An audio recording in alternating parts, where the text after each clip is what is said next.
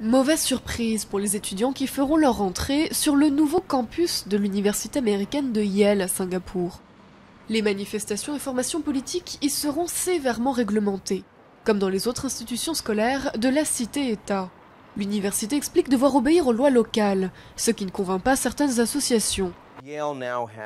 Yale doit maintenant mettre à l'épreuve ses principes et convictions. L'université doit insister sur le respect des droits de l'homme sur le campus et aussi ailleurs à Singapour dans l'idéal. Cette controverse rouvre le débat sur la liberté d'expression à Singapour.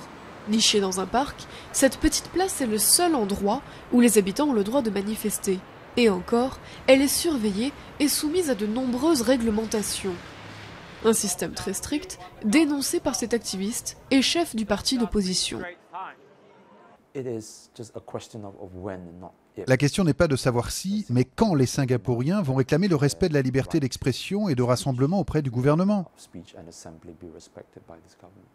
La majorité des médias est favorable au gouvernement. Pour contourner la censure, omniprésente, les Singapouriens se sont tournés vers Internet ces 2 dernières années. Connu comme l'un des précurseurs de la blogosphère locale, cet internaute tient un site satirique. Ça va être intéressant de voir si les médias traditionnels, presse, télé, vont finir par s'ouvrir. Je ne suis pas certain que cela va se produire. Selon les analystes, la transition se fera progressivement.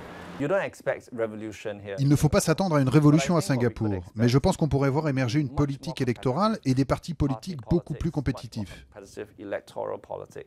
Le parti à la tête de Singapour a subi l'an dernier le pire revers électoral depuis son arrivée au pouvoir en 1959. Depuis, il a concédé quelques défauts au système actuel et annoncé une série de réformes. Mais la levée des restrictions concernant les manifestations n'en fait pas partie. Pour les Singapouriens et les futurs étudiants de Yale, Internet reste pour l'instant le seul espace de pleine liberté.